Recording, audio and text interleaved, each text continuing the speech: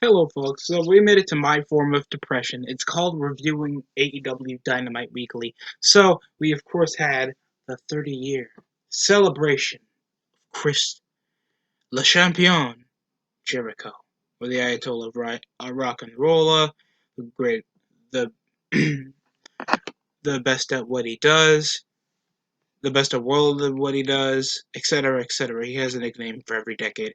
So, of course, what would lock it up than the Exalted One against Cody for the TNT Championship in a dog color match, the first time on AEW history that we have a title match in a dog color match.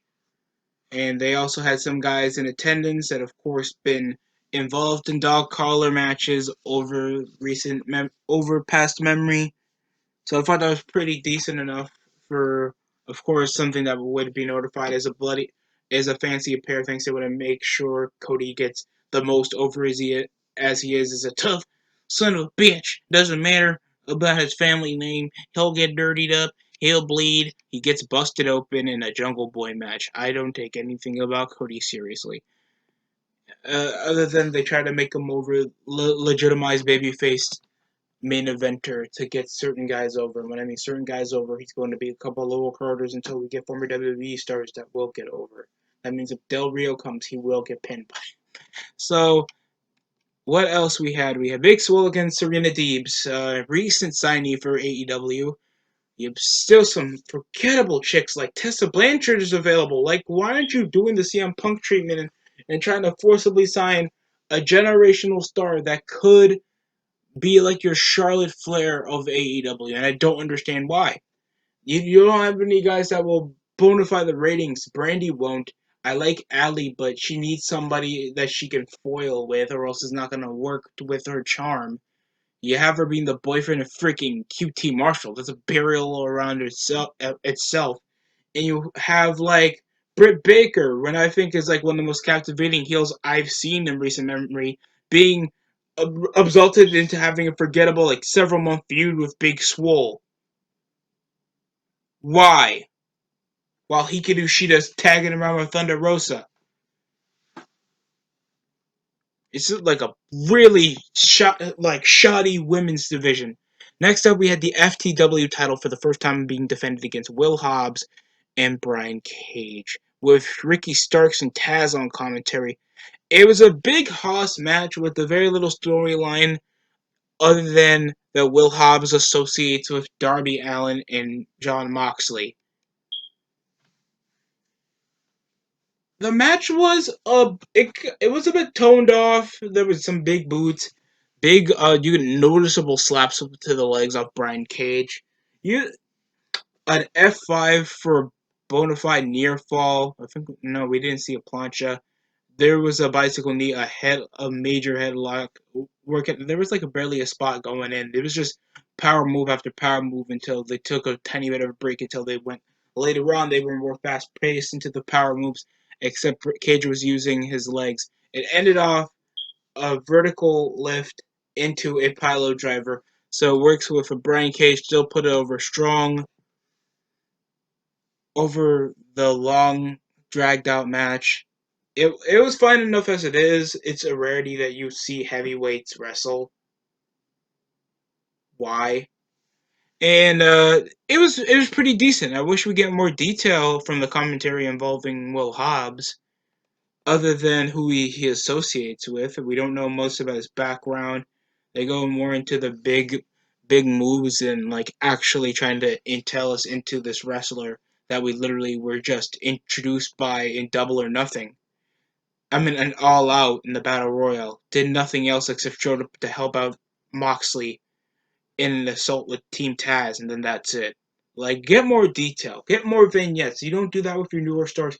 People are going to get out of the loop. Why do you think people were so confused back with Butcher and the Blade? Utilize vignettes. You guys have the production crew. You guys obviously want to utilize hype packages, especially in even opening matches. So I don't find any excuse why you don't do this for some of your up and coming wrestlers.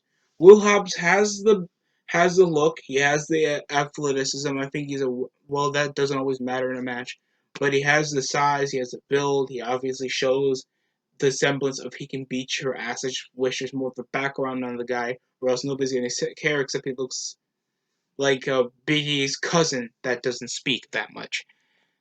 But it was a decent match. Got better later on, but it didn't tell much of a story except it was teasing off the factor that Darby Allin still has some issues with Team Taz after Taz came with a proposition for Hobbs, or else he'll get his ass kicked.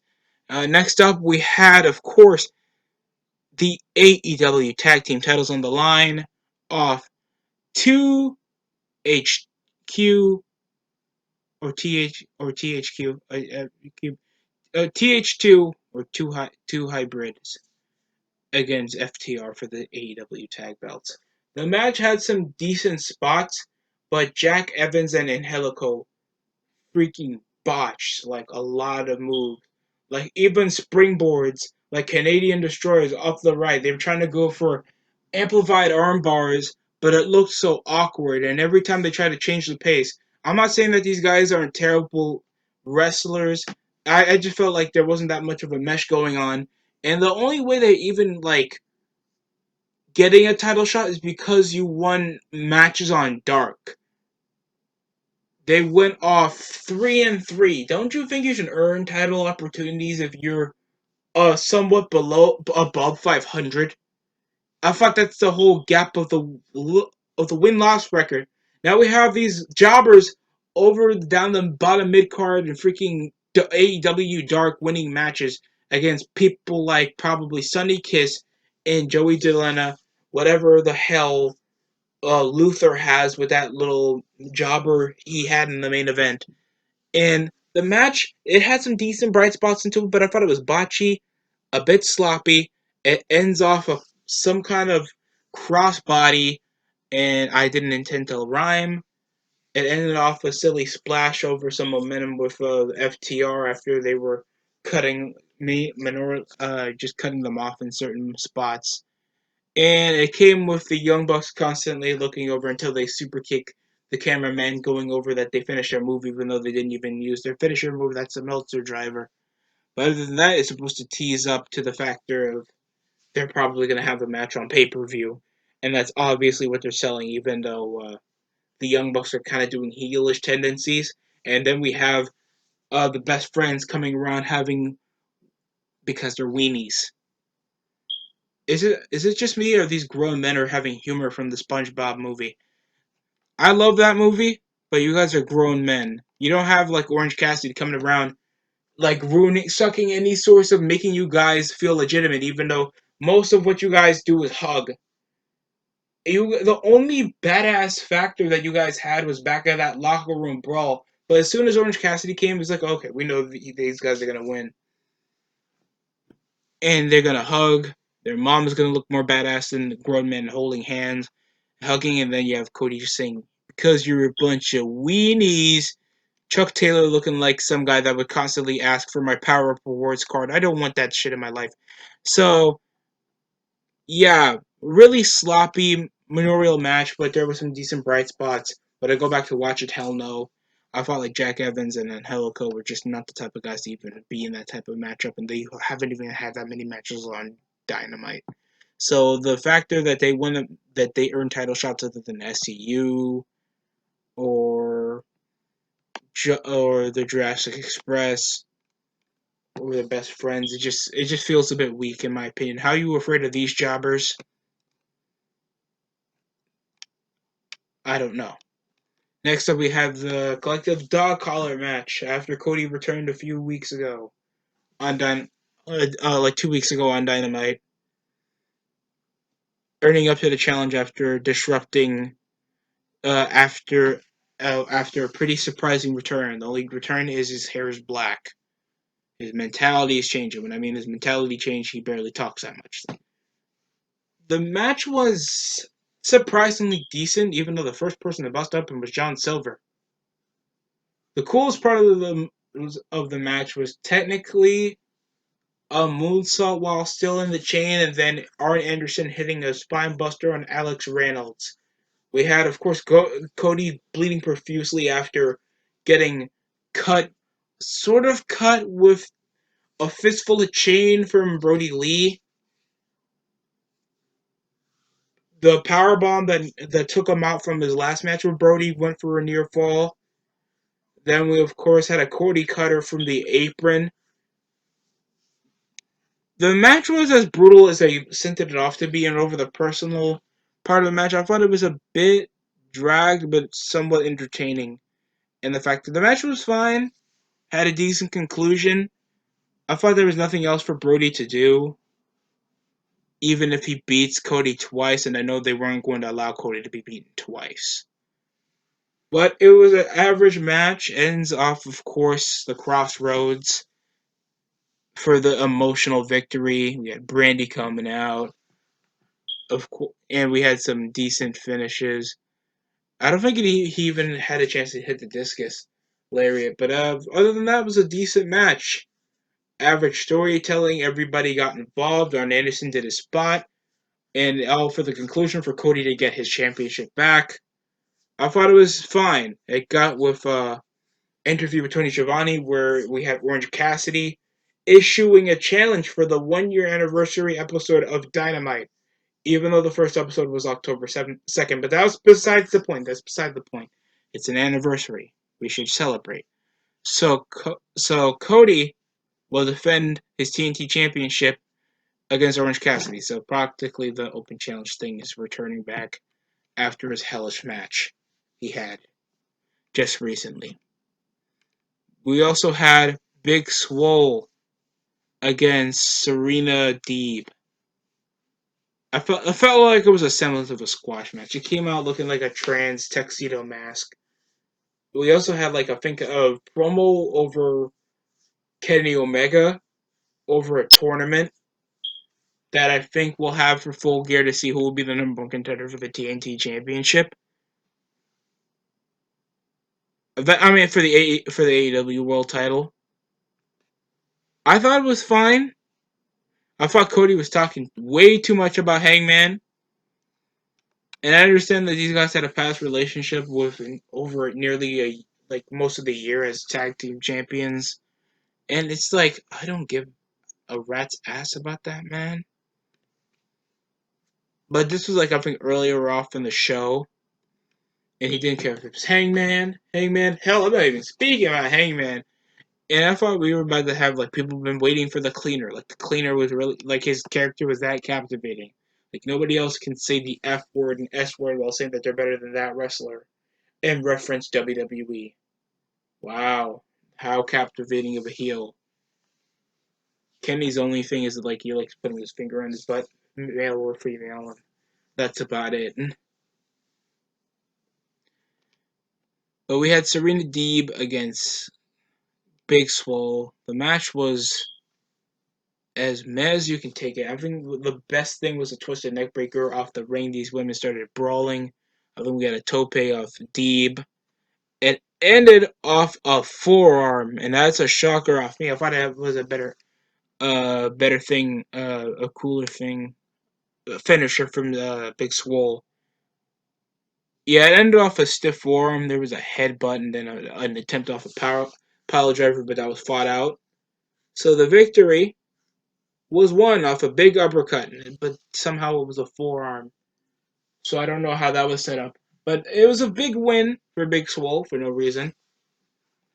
We had a vignette packaging over Jericho and the major respect from heel and baby faces. Shockingly, not primarily the heels. We had heartfelt promo off MJF saying that when it comes to inspiration, I was talking about your hero. He was talking about what about you point to all your heroes in life, and he's it's Chris Jericho. We had of course Britt Baker being like he's the original role model. We had Jungle Boy that had trouble with Jericho in recent parts of Dynamite, putting up history of him, and it's like I understand. But shouldn't you guys shouldn't this be like I understand this is a good thing for Jericho, but it's a major thing to be like, oh, he's an asshole. Congratulations. It's like try to make sure that you guys like still hate Jericho or he's just there. Like, Jericho's supposed to be the top heel in the company. Don't make him feel like comedic relief that much. Next up, we have him against Luther, and this because of a match from last week that Luther got involved, pushed him back outside of the ring, and they brawled.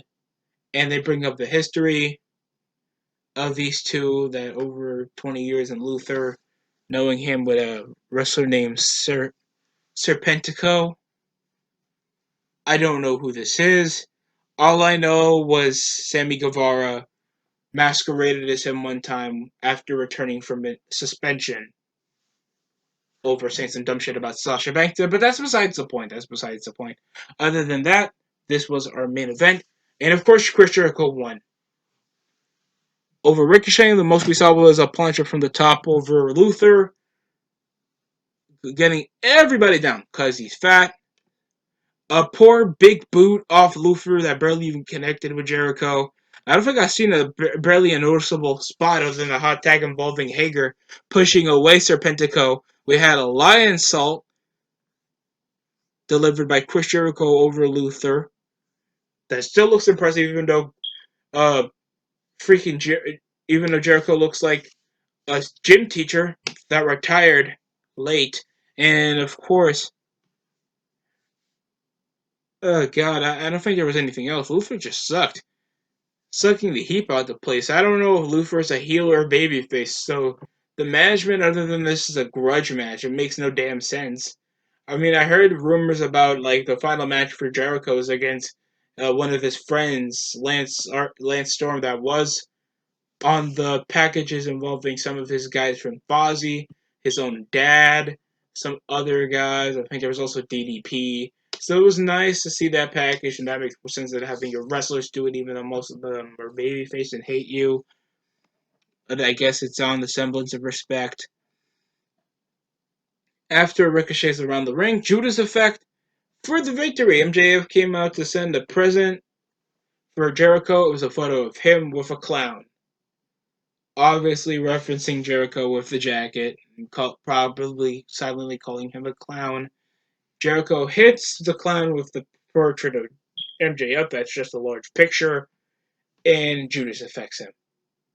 Had them going for a bit, then everybody came with champagne, with Jericho being like, thanks everybody, thanks for coming to our wonderful show. We also had a promo against uh, Moxley and freaking Lance Archer with I think some rain. It's like the over dramatic syndrome to get us hyped for this world title match next week.